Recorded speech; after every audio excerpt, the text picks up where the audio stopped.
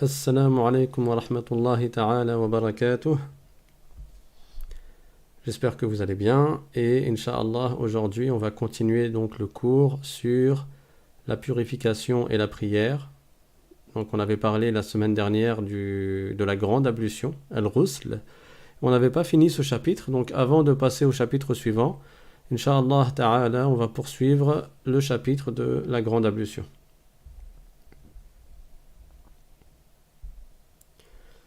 بسم الله الرحمن الرحيم الحمد لله رب العالمين وصلى الله وسلم على سيدنا محمد طه الأمين وعلى آله وصحبه الطيبين الطاهرين اللهم لا سهل إلا ما جعلته سهلا وأنت يا حي يا قيوم تجعل الحزن إذا شئت سهلا اللهم علمنا ما جهلنا وذكرنا ما نسينا وانفعنا بما علمتنا وزدنا علما. La louange est à Allah, le Seigneur des mondes, et que l'honneur et l'élévation en degrés soient accordés à notre maître Muhammad sallallahu alayhi wa sallam, ainsi que la préservation de sa communauté et de ce qu'il craint pour elle. Nous demandons à Allah qu'il nous fasse apprendre ce que nous ignorons, qu'il nous fasse nous rappeler de ce que nous avons oublié, et qu'il nous augmente en connaissance. Et nous lui demandons de nous préserver de l'état des gens de l'enfer. Et nous demandons à Allah qu'il fasse que notre intention soit sincère et que l'on recherche uniquement l'agrément de Dieu dans l'apprentissage de la science de la religion et dans l'application de l'obéissance à Allah, c'est-à-dire l'accomplissement des adorations. Donc toujours dans le chapitre de la purification, je vous rappelle la parole du prophète sallallahu alayhi wa sallam, at-tuhuru shatrul iman, c'est-à-dire que la purification c'est la moitié de la foi. Donc la purification on en a besoin pour la prière, on en a besoin pour le tawaf, on en a besoin à différentes situations et c'est quelque chose qui est très important en islam, d'où c'est pour cela qu'on y passe un certain temps afin de pouvoir accomplir correctement toutes nos purifications. Vous avez bien vu qu'il y a la petite ablution, il y a l'istinja, il y a la grande ablution. Et dans le chapitre de la grande ablution, on a vu dans quel cas il était un devoir de faire la grande ablution. On a cité 5 cas. Après une émission de mani, donc de sperme, après un rapport sexuel. Et la personne qui a eu un de ces deux-là, on dit qu'elle est junub. Et il y a 3 autres situations qui sont réservées aux femmes, parce que les 2 premières étaient pour les hommes et les femmes. Et c'est la fin des menstrues, la fin des lochis ou l'accouchement. On a vu également quels étaient les piliers de la grande ablution. Les piliers de la grande ablution sont au nombre de 2. Il y a le fait de mettre l'intention de faire la grande ablution obligatoire dans le cas où elle est obligatoire et de laver tout son corps. Et on a vu également quelle est la meilleure façon de faire la grande ablution, donc avec les sunnas dans la grande ablution. Et on a vu dans quel cas il est recommandé également de faire une grande ablution qui n'est pas obligatoire. On a cité comme exemple le rousoul du vendredi, donc qui est écrit là, le rousoul du vendredi, la grande ablution du vendredi, qui est très importante. C'est une sunna mu'akkada, c'est-à-dire que le prophète sallallahu alayhi wa sallam ne l'a délaissé jamais. Il y a même eu une divergence entre les savants. Certains ont considéré que cette grande ablution du vendredi est obligatoire. Mais, donc il y a eu des divergences tirées de certains hadiths. Certains les ont interprétés d'une manière et d'autres les ont interprétés d'une autre manière. Par exemple, le prophète sallallahu alayhi wa sallam a dit dans un hadith Man tawadda'a yawm al-jumu'ati fabiha wa ni'mat wa man ightasala fal-ghuslu afdal. C'est-à-dire celui qui a fait la petite ablution pour le vendredi, pour la prière du vendredi, c'est bien, il y a des récompenses en cela, c'est bien. Et le jour du vendredi de faire la petite ablution. Mais celui qui a fait le ghusl, fal-ghuslu afdal, c'est encore mieux de faire le ghusl. On a vu également le ghusl des 2 fêtes, le ghusl que l'on fait après avoir lavé un mort, et ainsi de suite. Et après cela, on avait expliqué ce qu'il était interdit de faire quand la personne est junub. Donc, c'est qui le junub? On a dit c'est celui qui a eu une émission de mani ou qui a eu un rapport sexuel. Celui-là, il lui est interdit de faire les 3 choses qu'il est haram de faire pour celui qui n'a pas la petite ablution. Donc la prière, le tawaf et le fait de toucher ou porter le Coran. Et on en a rajouté 2 qui n'est pas interdit pour celui qui n'a pas le wudu, mais qu'il est interdit de faire pour celui qui est junub. C'était quoi? C'était le fait de rester dans une mosquée et de réciter le Coran avec sa langue, avec sa bouche. Et je vous avais dit que nous allons rajouter maintenant un petit chapitre qui est ce qu'il est interdit de faire pour la femme qui a ses menstrues ou la femme qui a ses lochis. Donc, pas pour le junub. Alors, c'est quoi ce qui réunit le junub et la femme qui a les menstrues? C'est que dans les deux cas, ils doivent faire la grande ablution. Mais il y a une différence dans les choses qu'il est interdit de faire pour eux. Parce que la femme qui a les menstrues ou la femme qui a les lochis, il lui est interdit de faire tout ce qui est interdit de faire pour celui qui est junub ou pour celle qui est junub. Donc c'est encore une fois la prière, le tawaf, toucher ou porter le Coran, et les deux que nous venons de rajouter, donc le fait de rester dans une mosquée et de réciter le Coran. Et on rajoute à tout cela, pour la femme qui a les menstrues, l'interdiction de jeûner. Une femme qui a ses menstrues n'a pas à jeûner. Mais elle devra rattraper son jeûne dans le cas où c'était un jeûne obligatoire, comme le jeûne du mois de Ramadan. Contrairement à la prière. La prière, la femme qui a les menstrues ne fait pas la prière. Et après la fin des menstrues, elle ne rattrapera pas sa prière. Elle ne rattrape pas les prières qu'elle a délaissées pendant qu'elle avait ses menstrues. C'est ça la différence entre la prière et le jeûne. Par contre, le jeûne qu'elle a délaissé pendant le mois de Ramadan parce qu'elle avait ses menstrues ou parce qu'elle avait ses lochis, et je rappelle que les lochis, c'est le sang qui coule après l'accouchement, ce jeûne-là devra être rattrapé. Quand, selon le madhab shafi'ite, on le rattrape après le jour de l'Aïd et avant le Ramadan suivant. Donc elle a 1 an pour rattraper ces jeûnes-là qu'elle avait délaissés avec excuse. Parce qu'elle ne pouvait pas jeûner. Et c'était même interdit pour elle de jeûner pendant qu'elle avait ses menstrues. C'est-à-dire que même si elle avait jeûné, le jeûne n'aurait pas été compté. Il n'aurait pas été comptabilisé, il n'aurait pas été valable. Également, parmi les choses qu'il est interdit de faire pour la femme qui a ses menstrues, il y a le rapport sexuel avec son mari. Donc, un couple n'a pas le droit d'avoir un rapport sexuel pendant que la femme a ses menstrues. Et même après que les menstrues se soient arrêtées, s'ils veulent avoir un rapport sexuel, il est impératif qu'elle fasse la grande ablution d'abord. Donc elle doit, même après l'interruption des menstrues ou des lochis, elle doit faire la grande ablution avant de pouvoir faire la prière, mais elle doit également faire la grande ablution si elle veut avoir un rapport avec son mari ou si son mari veut avoir un rapport avec elle. Donc ils ne peuvent pas avoir un rapport sans qu'elle ait refait la grande ablution après la fin de ses menstrues ou après la fin de ses lochis.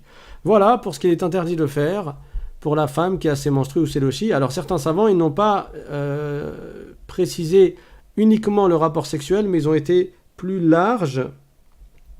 Donc quand j'ai dit avec son mari, bien entendu, ça ne veut pas dire que c'est permis d'avoir un rapport avec autre que son mari. Mais ça, c'est un rapport sexuel avec autre que son mari, ça s'appelle la fornication. Ça, c'est un des plus graves des péchés. Le prophète, sallallahu alayhi wa sallam, dans un hadith, il a été interrogé « Ayyu dhunubi a'zam » c'est-à-dire quel est le plus grave des péchés, et il a dit « alayhi salatu wassalam, an taj'ala lillahi niddan wa huwa khalaqak » c'est-à-dire que le plus grave des péchés, c'est que tu attribues à Dieu des associés, alors que c'est Dieu qui t'a créé. C'est ça le plus grave des péchés, c'est de la mécréance. Les compagnons lui ont dit « Thumma ay » c'est-à-dire « et après la mécréance, après le shirk, c'est quoi le plus grave des péchés ?» Et le prophète sallallahu alayhi wa sallam a répondu « An taqtula waladaka khashyata al-faqr » c'est que tu tues ton enfant par peur de la pauvreté. Soi-disant, tu n'aurais pas suffisamment pour nourrir ton enfant, alors tu vas le tuer. Ce qui est visé par cela, c'est l'interdiction du meurtre. Le fait de tuer injustement une personne, c'est le plus grave des péchés en dessous de la mécréance. Et après, les compagnons ont dit « Thumma ay » et après ce péché, c'est quoi le plus grave des péchés? Et le prophète sallallahu alayhi wa sallam a répondu « An tazniya bi halilati jarik » c'est-à-dire, c'est que la personne fornique avec la femme de son voisin. Ce qui est visé, c'est que la fornication, c'est le plus grave des péchés, après le meurtre, qui est lui-même le plus grave des péchés, après la mécréance. Donc là, pourquoi avoir précisé le rapport sexuel avec son mari? De toute manière, le seul rapport sexuel qu'elle peut avoir, c'est avec son mari, tout comme le seul rapport sexuel qu'un homme peut avoir, c'est avec son épouse. Sinon, en dehors du cadre du mariage, c'est haram. C'est ce qu'on appelle la fornication et c'est un grand péché. Mais ce rapport sexuel n'est pas permis pendant que la femme a ses menstrues ou qu'elle a ses lochis. Et certains savants, ils sont allés plus loin. Ils ont dit le fait que le mari jouisse de la zone qui est comprise entre le nombril et les genoux de sa femme est interdit pendant qu'elle a ses menstrues. Donc maintenant, on va passer à quelques informations utiles qui sont liées, qui sont rattachées au sujet de la grande ablution. Donc je les avais préparées la semaine dernière, mais on n'avait pas eu le temps de finir. On va voir cela maintenant, Inch'Allah ta'ala. Premièrement, celui qui n'a ni la petite, ni la grande ablution, s'il accomplit la grande ablution obligatoire, sans faire une chose qui annule la petite ablution, il peut prier directement sans faire le wudu. Donc, je vais le dire autrement. Une personne qui n'avait pas la petite ablution, elle n'avait pas le wudu. Et elle a perdu la grande ablution également. Donc, elle n'avait pas la petite, elle n'avait pas la grande ablution. Et cette personne-là, elle va faire la grande ablution sans avoir fait le wudu. Elle n'a pas fait la sunna du wudu juste avant la grande ablution. Vous vous rappelez, il y a, parmi les sunnas de la grande ablution, il y a de faire la petite ablution juste avant de commencer la grande ablution. Mais la personne, elle ne l'a pas faite. Elle a juste fait la grande ablution. Quand elle a fini sa grande ablution, est-ce qu'elle peut faire la prière comme ça, alors qu'à la base, elle n'avait pas la petite ablution non plus? Oui, elle peut la faire. Pourquoi? Parce que la grande ablution, elle inclut la petite ablution. En ayant fait ce qu'il y a de plus fort, qui est la grande ablution, c'est comme si tu avais fait également la petite ablution. À une condition, c'est quoi? C'est que tu n'aies pas fait une chose qui annule la petite ablution pendant ta grande ablution.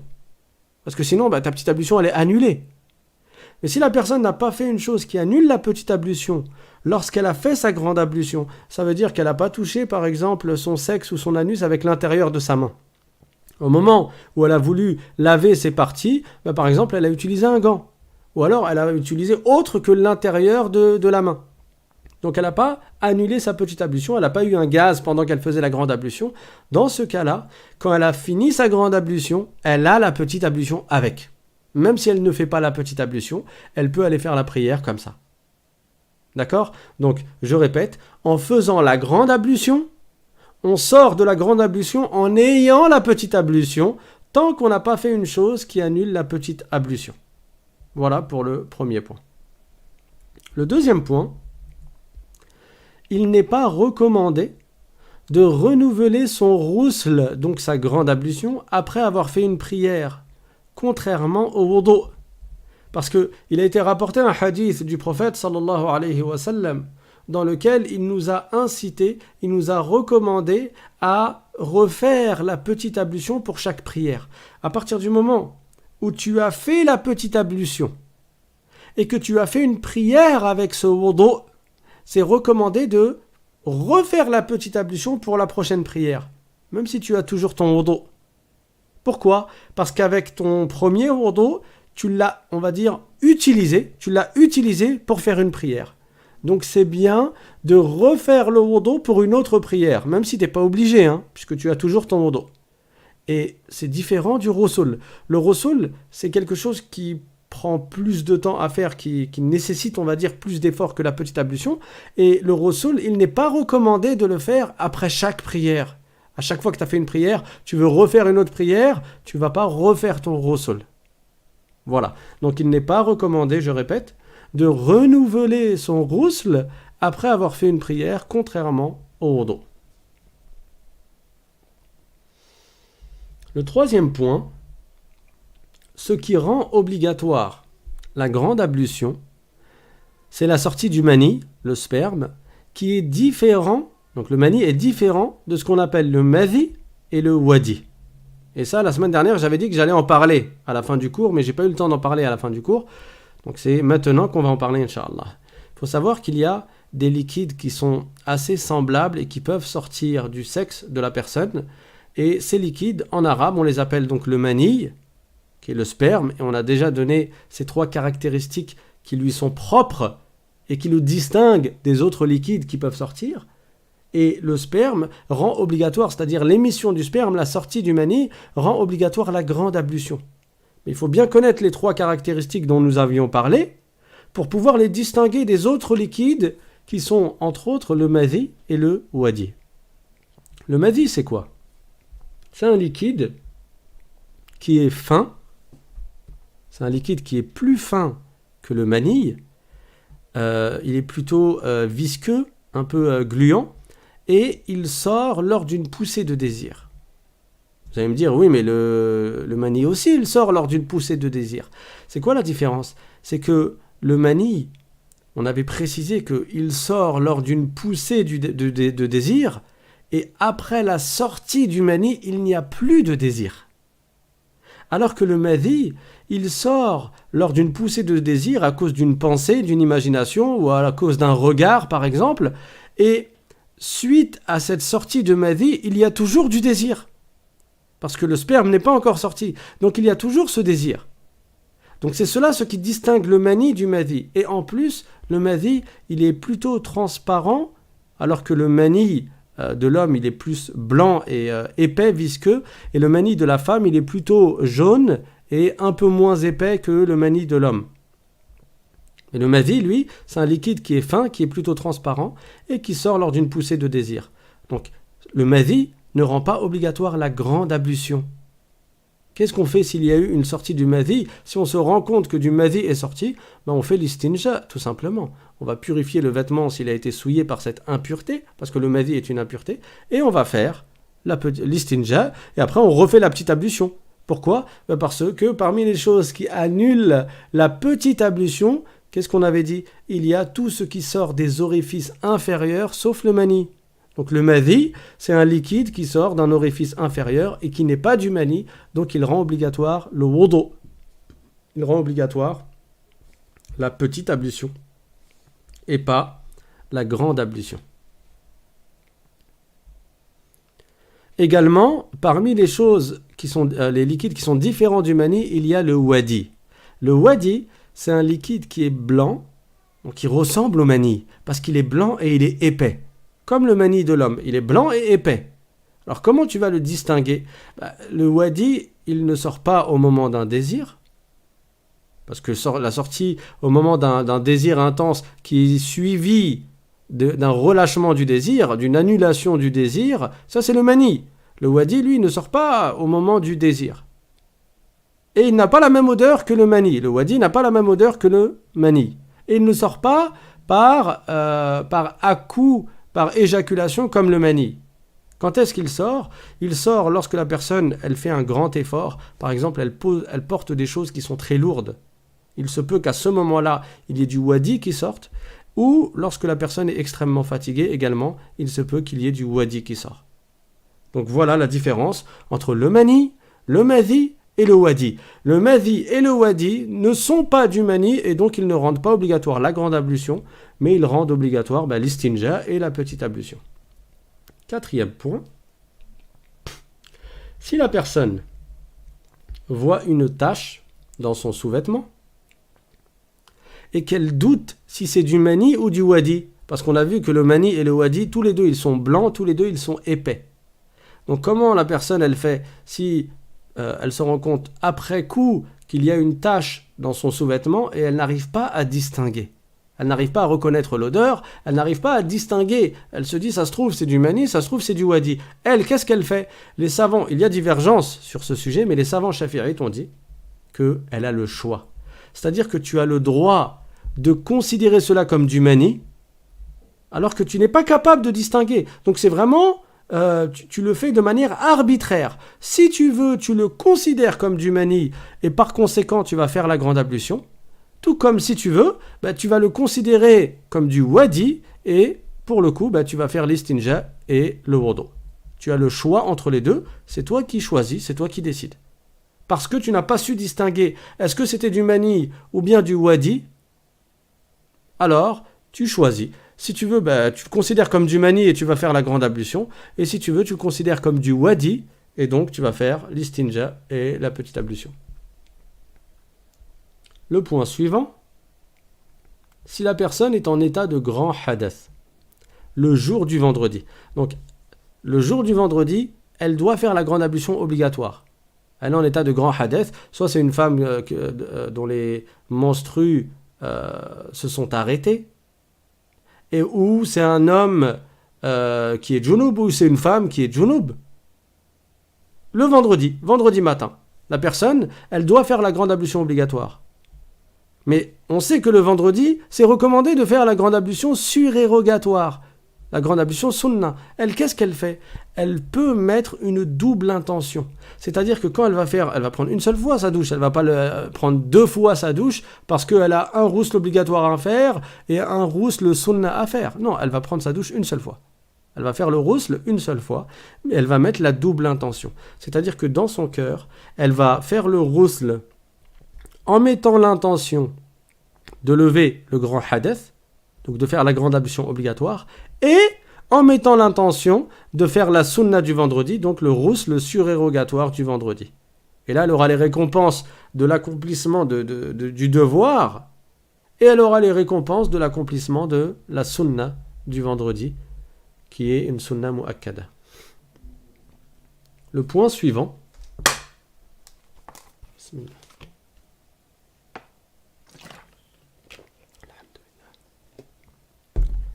Le point suivant. Si une des 5 choses qui annulent la grande ablution survient, vous vous rappelez c'est quoi les 5 choses? Ça c'est du par cœur. Hein. Vous avez les audios, vous avez les vidéos, donc vous pouvez réviser, vous avez le texte dans la description de chaque vidéo, vous avez accès, il y a un lien qui donne accès au texte. Ça c'est des choses à apprendre par cœur. C'est ce que vous avez besoin de connaître pour votre quotidien. Pour ne pas vous retrouver dans une situation où il vous arrive une chose et vous devez vous poser la question, attends mais ça c'est... Je dois faire la petite ou la grande ablution ou bien j'ai rien à faire? Non, ça c'est des choses que tu dois connaître. Ça fait partie des choses que tu dois connaître, c'est-à-dire dans ton cœur, afin de pouvoir appliquer ta religion. Donc, quand j'ai dit si une des 5 choses qui annulent la grande ablution survient, normalement tout de suite vous êtes capable de me dire c'est quoi les 5 choses. Donc c'est quoi les 5 choses? Je vous laisse le temps de réfléchir, 3 secondes. Là vous allez les dire en même temps que moi. Donc il y a l'émission du mani, l'émission du sperme. Deuxièmement, le rapport sexuel. Troisièmement, la fin des menstrues. Quatrièmement, la fin des lochis. Cinquièmement, l'accouchement. D'accord? Donc si une des 5 choses qui annulent la grande ablution survient, cela ne rend pas obligatoire le ghusl immédiatement. C'est-à-dire juste après que cette chose-là, elle survienne. Mais ça la rend obligatoire, c'est-à-dire pour faire la prière. Quand tu auras besoin d'accomplir ta prière, avant que le temps de la prière ne sorte, au moment où tu vas te lever et tu vas dire « Bon, allez, je vais faire la prière », à ce moment-là, il sera obligatoire pour toi de faire la grande ablution pour la prière. D'accord? C'est pas indispensable de faire le ghusl juste après l'émission de mani. Ce n'est pas obligatoire de faire le ghusl juste après le rapport ou juste après la fin des menstrues. Mais tu dois faire le ghusl au moment où tu vas t'apprêter à faire ta prière. Et à ce sujet, il y a eu une anecdote, il y a eu un récit qui a été rapporté par Al-Bukhari avec le messager de Dieu, sallallahu alayhi wa sallam. Donc l'imam Al-Bukhari a rapporté dans son sahih qu'Abu Hurayra a dit « Le messager d'Allah m'a rencontré un jour alors que j'étais junub ». Ça veut dire quoi junub? Là aussi, du tac au tac. Normalement, vous maintenant, j'ai tellement répété que vous êtes capable de vous en rappeler. Junub, c'est celui qui a perdu la grande ablution par l'une de 2 choses. Soit par l'émission du mani, soit par un rapport. Donc, Abu Hurayra, qui était un des compagnons du prophète, sallallahu alayhi wa sallam, et c'est le compagnon du prophète qui a rapporté le plus de hadiths du messager, sallallahu alayhi wa sallam. Pourtant, il n'est pas resté de nombreuses années avec le prophète. Il est resté avec le prophète à peu près dans les 3 dernières années qui ont précédé la mort du prophète, sallallahu alayhi wa sallam. Sauf que Abu Hurayra, il restait avec le prophète toujours. Donc il n'a pas pris du temps, il a pas pris le temps de se marier ou d'aller travailler, non. Lui, ses journées, qu'est-ce qu'il faisait? Il restait avec le prophète. Et du coup, il a appris énormément de hadiths du prophète sallallahu alayhi wa sallam, et c'est pour cela que la plupart des hadiths qui sont rapportés, celui qui en a rapporté le plus parmi les compagnons, c'était Abu Hurayra. Même si certains compagnons ont précédé Abu Hurayra dans l'entrée en islam, et ils sont restés beaucoup plus longtemps en termes d'années avec le prophète. Mais ils avaient une vie à côté. Ils allaient travailler, ils restaient avec leur famille, ils avaient une femme, des enfants, etc. Abu Hurayra, non. Donc, parmi les hadiths qu'il a rapportés, et ce hadith est dans le Sahih de Al-Bukhari, Abu Hurayra a dit un jour, le prophète sallallahu alayhi wa sallam, il m'a vu, il m'a pris par la main, et j'ai marché avec lui jusqu'à ce qu'il s'assoie. Alors je me suis esquivé, et j'ai regagné mon logis. Et j'ai donc fait le ghusl. Pourquoi? Parce qu'il n'avait pas la grande ablution, il était junub. Il a dit, j'ai fait le ghusl, Puis je suis revenu auprès du messager qui était encore assis. Alors le prophète sallallahu alayhi wa sallam a dit « Aïna kunta ya Aba Hir » Il lui a dit « Où étais-tu, ô Abu Hir » C'était comme un diminutif que le prophète sallallahu alayhi wa sallam lui avait donné. C'est magnifique. Masha'Allah, il avait la chance et l'honneur d'être auprès du prophète sallallahu alayhi wa sallam, et en plus que le prophète il l'appelle, il avait une certaine proximité avec lui au point de lui donner ce surnom et ce surnom. Donc il lui a dit « Où étais-tu, ô Abu Hir » Alors Abu Hurayra lui a expliqué, c'est-à-dire qu'il lui a dit qu'il était junub et qu'il était parti faire le ghusl. Alors le prophète sallallahu alayhi wa sallam lui a dit « Subhanallah ya Aba Hir, innal mu'mina la yanjus » Il a dit « Subhanallah ya Aba Hir, innal mu'mina la yanjus » C'est-à-dire « Subhanallah, ô Abu Hir, certes, le croyant n'est jamais impur. » Cela veut dire que ton état de junub ne te rend pas impur et que tu aurais pu rester avec nous sans avoir la grande ablution. Et ça, c'est également valable pour les femmes qui ont leur menstru, contrairement à ce qui est dit dans d'autres religions. Il y a une autre religion dans laquelle ils interdisent à la femme qui a les menstrues de toucher la nourriture, sinon ils prétendent que la nourriture elle devient impure. Mais en islam, c'est pas comme ça. La personne, même si elle est junub, même si elle doit faire la grande ablution, même si la femme a les menstrues, elle n'est pas impure, cette personne-là, pour autant. Donc elle peut rester avec les autres et elle peut toucher la nourriture et elle peut toucher, si c'est un homme, il peut toucher sa femme, elle peut toucher son mari, etc. Donc, Abu Hurayra, comme il n'avait pas la grande ablution, il est rentré rapidement chez lui pour faire le ghusl, pour revenir voir le prophète. Et le prophète, il lui a fait comprendre qu'il aurait pu rester avec lui même s'il était junub. C'est ça le sens du hadith. Innal mu'mina la yanjus. Tu n'es pas impur, tu aurais pu rester avec moi. Et faire ta grande ablution ultérieurement quand tu allais t'apprêter à faire la prière. Tu n'étais pas obligé de la faire immédiatement, ta grande ablution. Donc c'est pour cela que je vous mets en garde contre ce qui est dit dans certains pays. Il y a des gens qui propagent une idée qui est fausse et qui prétend que celui qui sort en étant junub, alors il est dans le haram, il est dans le péché. Non, sinon le prophète sallallahu alayhi wa sallam, il lui aurait dit « T'as bien fait de rentrer faire le ghusl ». Le prophète sallallahu alayhi wa sallam lui aurait dit « Oui, tu n'aurais pas dû sortir comme ça ». Mais c'est pas ce que le prophète a dit. Au contraire, il lui a dit « Innal mu'mina la yanjus ». Donc tu as le droit de sortir de la maison si tu te réveilles le matin et que le temps du subh il est déjà sorti. Tu te réveilles à 10h du matin, tu vas aller faire tes courses le matin, tu peux aller sortir faire tes courses, t'oublies pas d'écrire sur ton attestation, mais tu peux aller sortir faire tes courses et revenir avant le Zohr pour pouvoir ensuite faire la grande ablution et faire le Zohr dans son temps. Tu n'es pas obligé de faire la grande ablution avant de sortir de chez toi. D'accord ? Le point suivant, il est recommandé à la personne junub de faire l'istinja et le wudu avant de manger, de boire, de dormir ou d'avoir un rapport sexuel. Donc, si quelqu'un est junub, homme ou femme, donc un homme par exemple a eu un rapport avec son épouse et vice-versa, et inversement. Cette personne qui est junub, si elle veut aller manger, elle a le droit, on a dit, elle doit faire la grande ablution pour aller faire sa prière, pas pour aller manger. Donc si elle veut aller manger, juste après avoir fait ce rapport, ou bien elle veut aller boire, ou bien elle veut avoir un deuxième rapport, ou bien elle veut aller dormir, c'est recommandé de faire le wudu. C'est recommandé de faire le wudu avant d'aller manger. Pourquoi ? Parce qu'elle était junub. C'est recommandé de faire le wudu avant d'aller boire. C'est recommandé de faire le wudu avant d'aller dormir.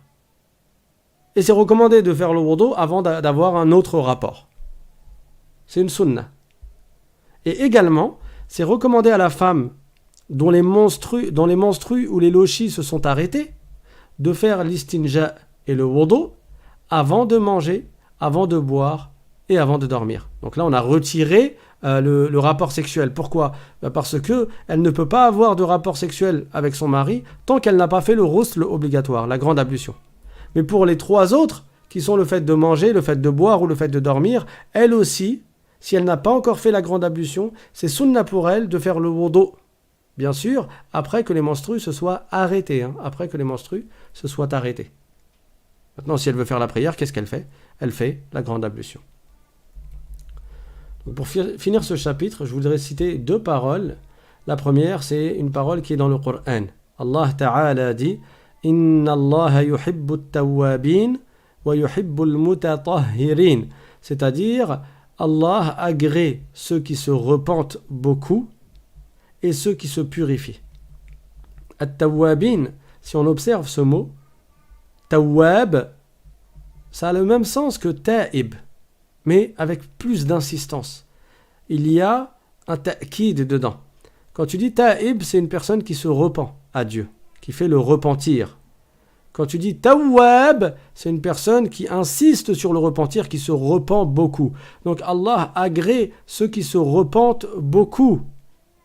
Comme le prophète sallallahu alayhi wa sallam a dit dans un hadith, wa khayrul khatta'in at-tawwabun, les meilleurs de ceux qui font des erreurs et qui commettent des péchés, ce sont ceux qui se repentent.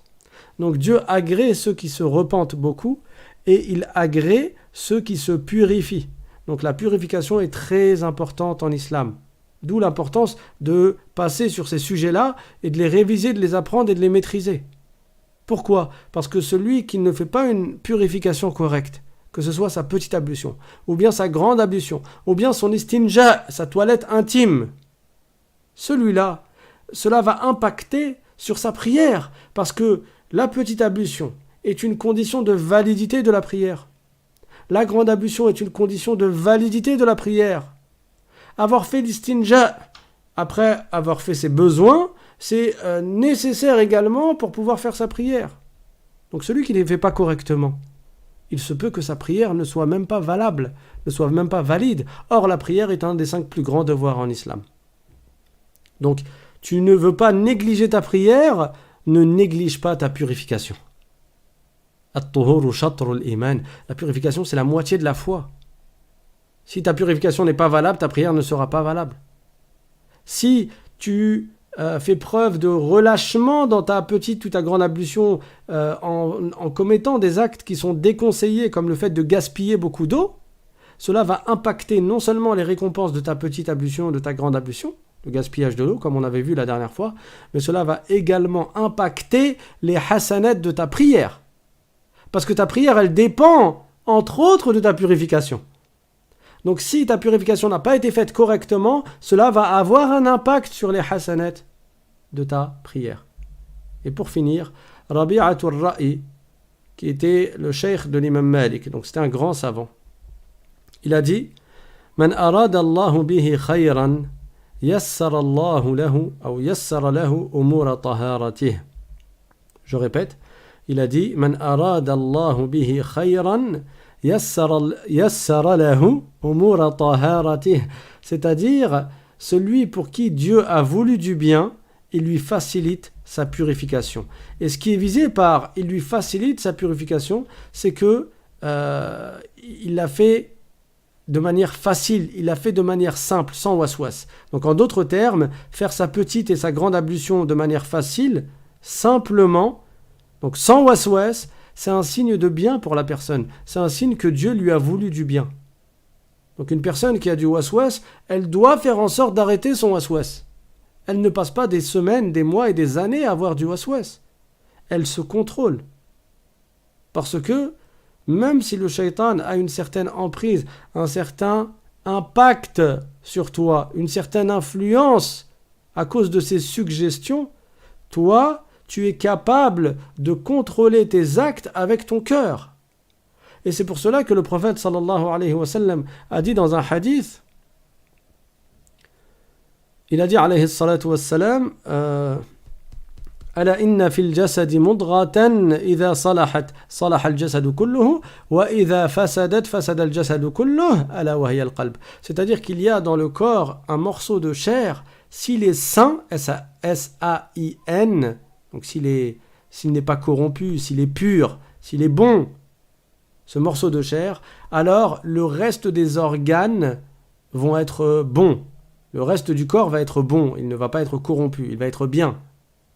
Et par contre, si ce morceau de chair qui est dans le corps, il est corrompu, alhamdoulilah, si ce morceau de chair est corrompu, il est mauvais, alors le reste du corps va être mauvais. Ensuite, il a dit ala wa hiya al-qalb, et ce morceau de chair, c'est le cœur. Ça veut dire que ton cœur dirige tes organes. C'est avec ton cœur que tu vas ordonner à tes mains de faire ce qu'elles font, et à tes pieds de faire ce qu'ils font, et à ta langue de dire ce qu'elle dit. Tout ça est dirigé par ton cœur. Donc tu es capable de te maîtriser. Et quand tu as des waswas, c'est-à-dire des mauvaises suggestions qui proviennent du shaitan et qui te fatiguent pendant ta purification, quand tu fais le wudu, le shaitan il vient et te dit non mais peut-être t'as pas lavé ici correctement, continue à laver, jusqu'à ce qu'à la fin tu verses des litres et des litres d'eau. Ou alors il te dit, au moment où tu veux rentrer dans la prière, il te dit ah peut-être t'as pas bien mis l'intention, remets l'intention, peut-être tu l'as pas mise. Et après tu vas répéter 50 fois Allahu Akbar, parce que soi-disant tu as peur de ne pas avoir mis l'intention de faire la prière du Dhahr. Ça c'est du waswas. Tu es capable de contrôler ce waswas. Tu es capable de repousser le shaitan. Et pour cela il faut faire les causes. Donc la petite ablution, la grande ablution, la purification d'une manière générale, le fait de la faire correctement et simplement, sans difficulté, sans complication, sans complexité, c'est un signe que Dieu a voulu du bien pour la personne. Donc que chacun s'efforce de faire pleinement ces adorations-là, ces purifications-là, de manière facile et simple. Une fois, il y a un homme qui avait beaucoup de waswas, et donc il utilisait beaucoup d'eau. Il allait voir son cheikh, et son cheikh, il allait apprendre la science de la religion, c'est auprès de son cheikh. Son cheikh se rendait bien compte que lui, il utilisait beaucoup d'eau, il gaspillait beaucoup d'eau. Alors qu'est-ce qu'il a fait? Il lui a mis un coup de pression. Il a pris un verre, un gobelet ou là, un mug, il lui a ramené, il lui a dit à partir de maintenant, chez moi, je n'accepte pas que tu fasses la petite ablution avec plus que la quantité qu'il y a dans ce verre-là. Alors quand tu reçois cette pression de la part d'un savant qui est ton cheikh et chez qui tu viens apprendre la religion, forcément tu as peur de lui désobéir. Tu as peur qu'il ne soit pas content de toi, que tu as peur qu'il soit fâché contre toi. Alors cette personne-là, du jour au lendemain, elle s'est retrouvée capable, alors qu'avant elle gaspillait énormément d'eau, parce qu'à chaque fois elle se disait « Ah, peut-être j'ai pas bien lavé ici, peut-être j'ai pas bien lavé à cet endroit, Au final, du jour au lendemain, elle s'est retrouvée à faire la petite ablution avec un verre d'eau. Un verre d'eau, ça lui suffisait pour faire la petite ablution. Et un verre d'eau, c'est censé nous suffire à nous tous pour faire la petite ablution. Également, cette même personne, elle m'a raconté que, toujours auprès du même cheikh, de ce même savant, cette personne, elle avait du waswas quand elle récitait la Fatiha lorsqu'elle faisait la prière. Il avait du waswas et donc il récitait mais de manière forte. Il récitait à voix haute même quand tu es censé réciter à voix basse, parce que dans la prière, il y a des prières que tu récites à voix haute, la Fatiha et la deuxième sourate dans les deux premières raka'ah, et il s'agit des prières de Subh, du Maghrib et du Isha, les prières qui ont lieu quand le soleil est couché en fait. Et il y a des prières que l'on récite à voix basse, qui sont les prières du Dhuhr et du Asr.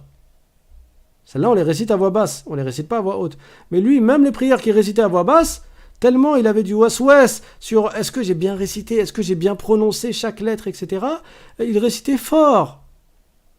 Alors son cheikh, il est venu le voir et il lui a dit « Tu fais 2 rak'ah maintenant tout de suite, je me mets à côté de toi et je ne veux rien entendre. » Encore une fois, il lui a mis une pression.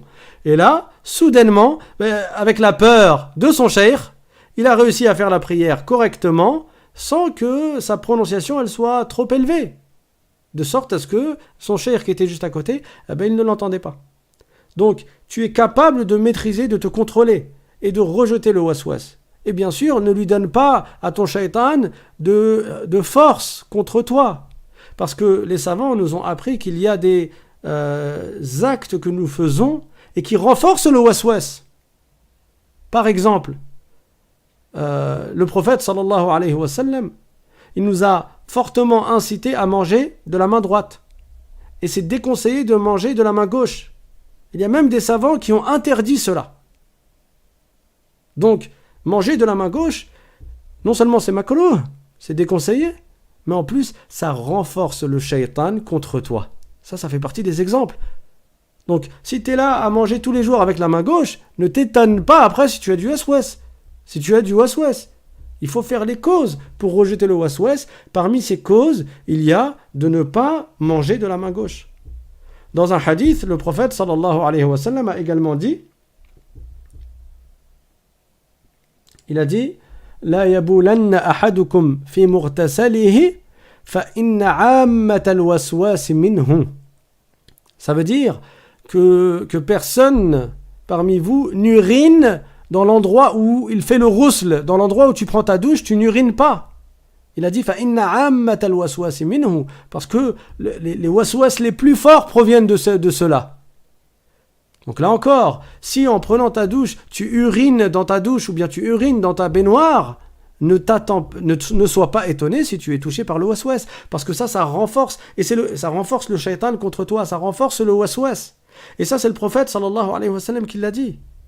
Il a dit فَإِنَّ عَامَّةَ الْوَسْوَاسِ مِنْهُ, c'est-à-dire la majeure partie du waswas provient de cet acte-là que certains font en urinant à l'endroit où ils font le ghusl, à l'endroit où ils prennent leur douche.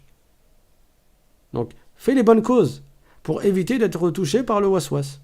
Également, parmi ce qui peut entraîner le waswas, c'est que la personne, elle baigne dans son impureté. D'où l'importance de faire l'istinja. Combien de gens, ils sont dans des impuretés parce qu'ils ne font pas l'istinja après avoir uriné ou après même parfois avoir déféqué.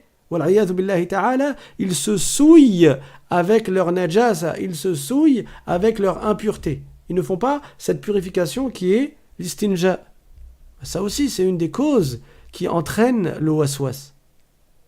Donc, si tu veux faire des adorations de manière simple, de manière facile, et avec le khushu', la crainte de Dieu pendant ces adorations, et en n'étant pas constamment, en n'ayant pas l'esprit occupé à te dire est-ce que j'ai bien fait, non j'ai pas bien fait, est-ce que j'ai bien fait, ah j'ai peut-être mal fait, est-ce que j'ai bien récité, est-ce que j'ai bien prononcé, est-ce que j'ai bien mis l'intention, est-ce que j'ai ceci, est-ce que j'ai cela, est-ce que j'ai bien lavé ici, est-ce que j'ai bien lavé là. Si tu veux ne pas tomber dans ces pièges du shaitan, fais les causes en obéissant aux conseils du prophète sallallahu alayhi wa sallam. Et pour rejeter le waswas, il y a un dhikr qui est très connu, qui est de dire Allahu Allahu Rabbi la ushriku bihi shay'a. On avait dit dans un précédent cours de réciter l'istighfar. Astaghfirullah, astaghfirullah, astaghfirullah. Ça éloigne le waswas. Tu récites des centaines et des centaines de fois par jour l'istighfar, mais également parmi les causes qui éloignent le waswas, il y a de réciter Allahu Allahu Rabbi la ushriku bihi shay'a, c'est-à-dire Allah, Allah est mon Seigneur, je ne lui associe rien. Celui qui récite cela sans compter, récite ça toute ta journée. Tu es dans le RER, tu récites. Tu es dans le bus, tu récites. Tu es en train de marcher dehors, tu fais ta marche là, 1 heure par jour, 1 kilomètre de chez toi, tu récites. Tu es chez toi, tu es assis sur ton canapé, tu récites. Habituons nos langues à faire du dhikr. Il y a des hasanats à gagner et c'est pas compliqué, c'est pas difficile. Il y a beaucoup de hasanats à gagner. Et en plus, chaque fois que tu fais du dhikr, le shaitan qui t'insuffle des mauvaises idées, le shaitan qui te jette des suggestions dans ton cœur, ça le repousse, ça l'éloigne. Chaque fois que tu évoques le nom de Dieu, que tu cites le nom d'Allah subhanahu wa ta'ala, ça éloigne le shaitan de ton cœur. Donc si tu as du waswas, fais du dhikr tout au long de ta journée. Fais du dhikr tout au long de ta nuit. Ne parle que pour dire du bien. Et rappelez-vous la parole du prophète sallallahu alayhi wa sallam que je vous avais citée dans un précédent cours, dans laquelle il a dit que la différence entre un cœur vivant et un cœur mort, c'est le dhikr. C'est-à-dire l'exemple de celui qui fait du dhikr et de celui qui ne fait pas du dhikr, c'est tel l'exemple de celui qui est vivant et de celui qui est mort. Donc, vous voyez la grande différence entre un vivant et un mort ? C'est la différence qu'il y a entre un homme qui fait du dhikr et entre quelqu'un qui fait du dhikr, homme ou femme, et entre quelqu'un qui ne fait pas du dhikr. Donc, habituons nos langues à faire du dhikr. Et ce qui t'aide à te rappeler de faire du dhikr, c'est d'avoir une subha dans ta poche, toujours. Une subha, c'est ce chapelet là qui comporte 100 grains ou 99 grains plus le long là qui est comptabilisé comme le centième, euh, qui est souvent fait en bois, il y en a en plastique, etc. Tu le gardes dans ta poche. À chaque fois que tu mets ta main dans ta poche, tu te rappelles, ta subha, elle te rappelle de faire du dhikr. Parce que c'est vrai qu'au début, tu peux avoir tendance à ne pas y penser quand tu n'as pas l'habitude. À chaque fois, tu as une subha dans ta main, dans ta poche, tu mets ta main dans ta poche, tu trouves la subha, ça te rappelle de faire du dhikr. Et le fait de faire beaucoup de dhikr, ça t'ouvrira beaucoup de portes, bi'idhnillahi ta'ala. Donc, ça fait longtemps qu'on n'a pas ouvert la porte aux questions pendant le live. Donc, on va s'arrêter maintenant pour le cours, parce que là, on va entamer ensuite un nouveau chapitre qui est les conditions de validité de la purification. Donc, ce sera pour la semaine prochaine, Inch'Allah. Je vais laisser un petit quart d'heure au cas où vous avez des questions. Comme ça, si je peux, j'y réponds, Inch'Allah ta'ala. Walhamdulillahi Rabbil Alamin. Wa sallallahu wa sallam ala Sayyidina Muhammad wa ala alihi wa sahbihi at-tayyibin at-tahirin. Donc, celui qui a des questions, il les écrit sur le chat.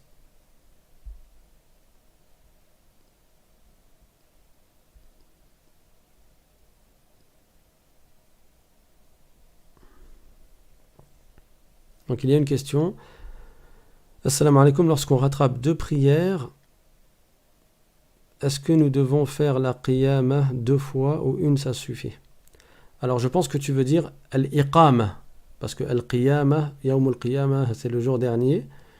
Je pense que toi tu vises al-iqamah. Al-iqamah c'est quoi? C'est le fait de réciter juste avant la prière obligatoire Allahu Akbar, Ashhadu an la ilaha illallah, Ashhadu anna Muhammadar Rasulullah, Hayya ala as-salah, Hayya ala al-falah, Qad qamatis salah, Qad qamatis salah, Allahu Akbar, La ilaha illallah. Ces paroles de dhikr que l'on récite, c'est pas le adhan. Le adhan, ça ressemble. Sauf que le adhan, on va réciter 2 fois chacune de ces paroles et dedans, il n'y a pas Qad qamatis salat, Qad qamatis salah. Alors, certains savants ils disent que tu dis Qad qamatis salah 2 fois, c'est le cas chez les Shafi'ites. D'autres savants, comme chez les Malikites, on récite une seule fois Qad qamatis salah. Ces évocations-là, ce dhikr-là, al-iqama, c'est sunnah de le faire avant la prière. De toute façon, ça n'est pas obligatoire. Donc, tu vas rattraper 2 prières obligatoires, mais si tu veux, tu le récites avant chacune des deux prières obligatoires. Tu veux le réciter avant une seule, tu peux. Tu veux ne pas le réciter du tout, tu peux. Mais le mieux, c'est de le réciter, bien sûr, avant chaque prière obligatoire.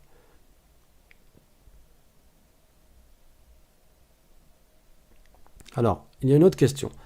Si en plein rousl, on a une envie pressante d'uriner, et on le fait en plein rousl, est-ce que ce rousl est validé quand même? Oui, il est validé quand même. Bien sûr, tu dois faire attention à ne pas t'uriner dessus. Parce que se souiller avec l'urine est un grand péché. Et c'est déconseillé d'uriner dans l'endroit où on fait le rousl. Mais cela n'enlève pas la validité du rousl. Par contre, quand la personne sort du rousl, si elle n'a pas refait le wudu après, là, elle n'a pas la petite ablution. Pourquoi? Parce qu'elle aura fait quelque chose qui annule la petite ablution.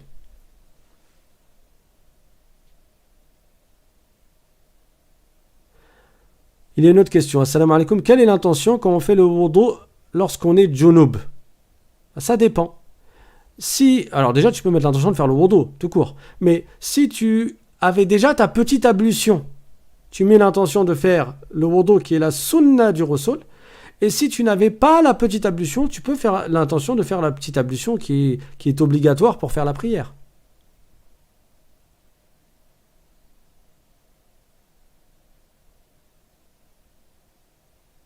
Alors, il y a une autre question. Wa alaykum salam. Est-ce que lorsqu'une femme a les menstrues, elle peut faire du dhikr? Oui. Si tu reprends le chapitre des choses qui sont interdites pour la femme qui a les menstrues, il n'est pas cité le fait de faire du dhikr. Ce qui est interdit pour la femme qui a les menstrues et qui est interdit également pour celui qui est junub, c'est quoi? C'est de réciter du Qur'an.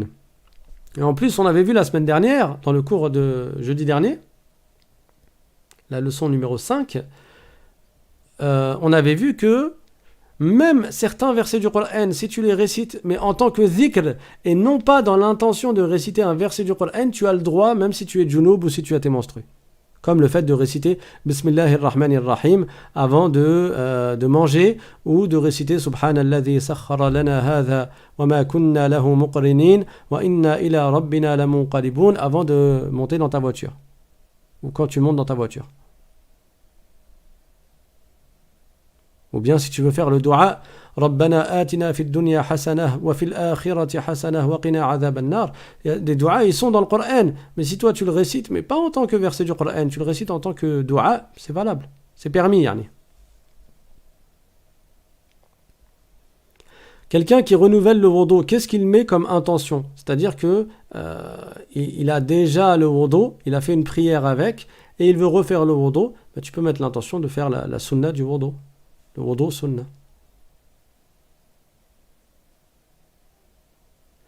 Autre question, une femme qui a des menstrues peut-elle assister à la prière de l'Aïd?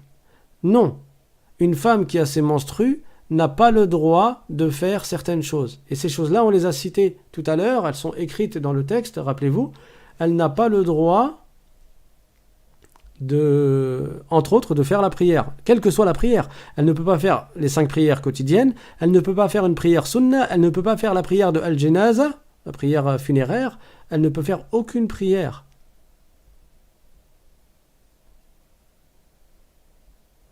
Il y a une autre question, est-ce que les femmes ont aussi du madhi et du wadi ou ça concerne que l'homme? Je n'ai jamais entendu que c'était des liquides qui étaient spécifiques à l'homme. Je peux revérifier, Inch'Allah.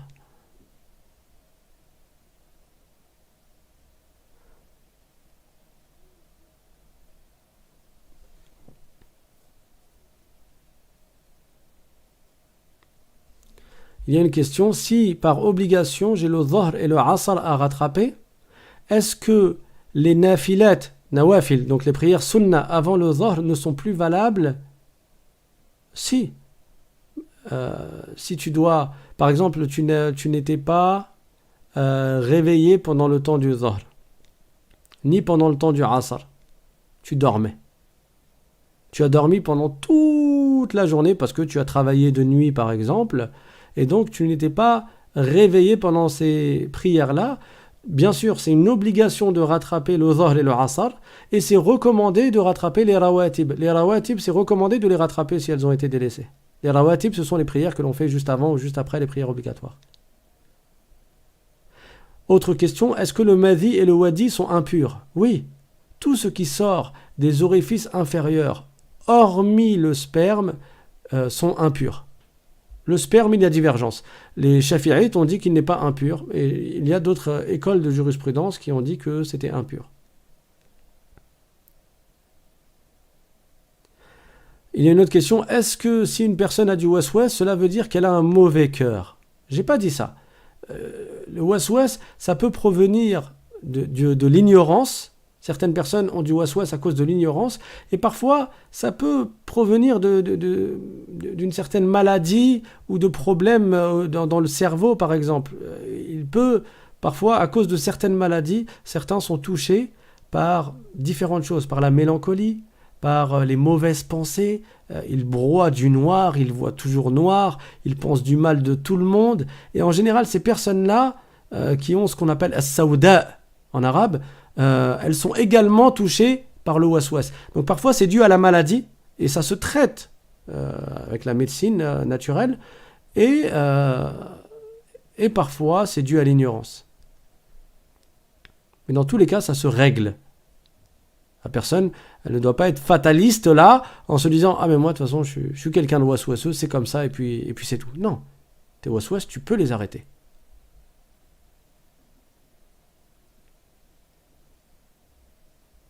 Alors une femme, alors pour la question sur les menstrues, envoie-la moi par mail et je te répondrai par mail.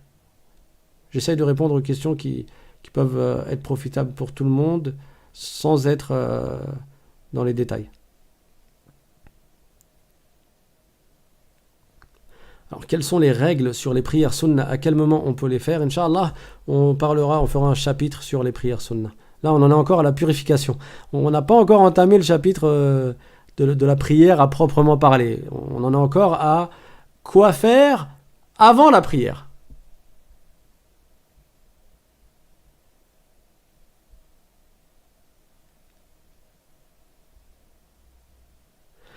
Il y a une autre question. Quand on rattrape par exemple le Asr au moment du Maghrib, doit-on réciter le Asr à voix haute ou les séparer? Je pense que tu veux dire ou à voix basse, n'est-ce pas? Donc la prière du Asr, normalement tu la récites à voix basse, hein, quand tu la récites dans son temps. Et la prière du Maghrib, tu la récites à voix haute quand tu la récites dans son temps. Du coup, le Asr, si tu le rattrapes dans la prière, dans le temps du Maghrib, comment tu le récites, à voix haute ou à voix basse? Il y a divergence. Chez les Shafi'ites, tu récites il y a divergence en fait entre les Shafi'ites et les Malikites. Laissez-moi me rappeler. Il y en a un des deux en tout cas qui a dit tu récites à voix haute parce que tu prends en compte le temps dans lequel tu es. Et il y a l'autre qui a dit tu récites à voix basse parce que tu prends en compte à l'origine cette prière, est-ce qu'elle se récite à voix basse ou pas. D'accord? Donc il y a divergence. Juste là tout de suite j'ai un doute, est-ce que c'est l'imam Shafi'i qui a dit le premier ou qui a dit le deuxième et vice versa. Je vous reconfirmerai Inch'Allah.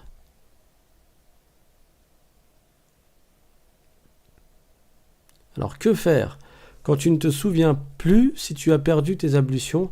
Là aussi il y a des détails, Inch'Allah j'y reviendrai dans un cours. Il y a des détails sur ce sujet. Et il y a des divergences également. Mais comme on est en train de voir selon l'école de jurisprudence de l'imam Shafi'i, en fait tu prends en compte ce dont tu es sûr. Si tu étais sûr d'avoir la petite ablution et tu doutes de les avoir perdus, tu ne prends pas en compte ton doute et tu vas rester sur la base. La base c'est quoi? C'était ta certitude. Et ta certitude c'est quoi? C'est que tu avais ta petite ablution. Donc le doute qui est venu après, qui était est-ce que après j'ai perdu le wudu? Tu l'oublies ce doute-là. Tu ne le prends pas en compte. Le doute ne va pas être plus fort que la certitude et donc tu gardes ta certitude que tu avais le wudu. Et inversement, si toi tu étais sûr de ne pas avoir le wudu et tu as un doute, est-ce que j'ai fait le wudu après ou je ne l'ai pas fait?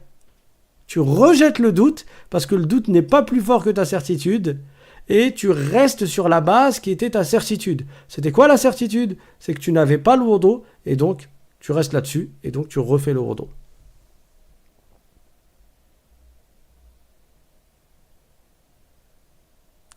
Il y a une autre question. Est-ce que les 2 raka'a avant la Jumu'ah est obligatoire ou bien c'est conseillé? Alors la Jumu'ah, les 2 raka'a avant la Jumu'ah, c'est sunnah, c'est pas obligatoire. Il y a une autre question. Si après avoir fait le ghusl, on a un doute sur le fait que du mani s'est encore écoulé, doit-on tenir compte et faire le ghusl ou non? Si c'est juste un doute, tu n'es pas obligé de tenir compte du doute. Toi, tu restes sur ta certitude. Maintenant, d'une manière générale, souvent, si une personne urine après avoir été junub, ça enlève beaucoup de probabilité qu'il y ait du mani qui s'écoule. Donc, si elle attend d'uriner avant de faire le ghusl, elle est tranquille dans sa tête. Elle n'aura plus ce doute-là, parce que après, c'est de manière très probable, il n'y a pas de mani qui va s'écouler après avoir uriné. Maintenant, si la personne elle est sûre d'avoir fait sortir, que du mani est sorti, de son propre mani à elle, est sorti après le ghusl, selon l'imam Shafi'i, elle doit refaire le ghusl. Parce qu'il y a à nouveau du mani qui est sorti, et c'est son mani. Donc elle doit refaire le ghusl. Chez Shafi'i, là aussi il y a divergence. Il y a d'autres savants qui ont dit que c'est pas obligé de refaire.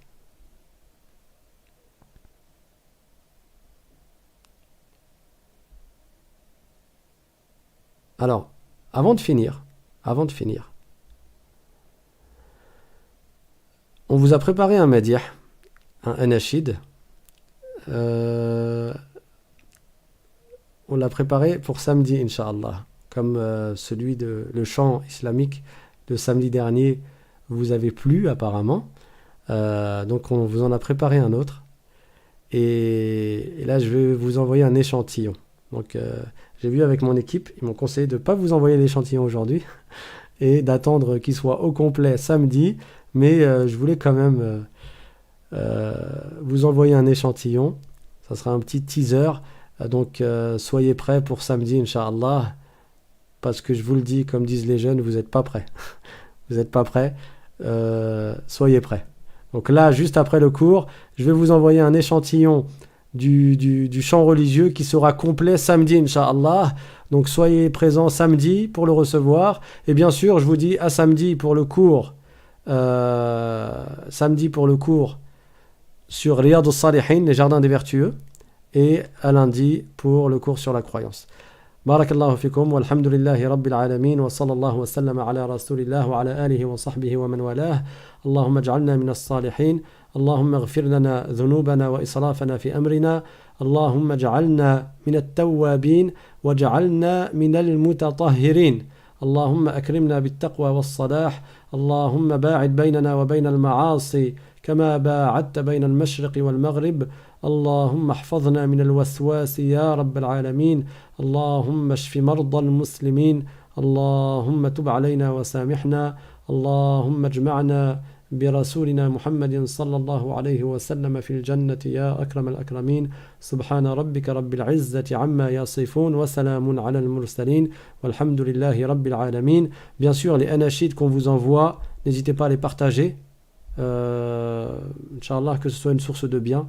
Si des gens peuvent écouter ces chants et être attirés pour ensuite écouter les cours de religion, c'est un grand bien. Donc, que chacun participe à ce bien, Inch'Allah. Barakallahu fikum.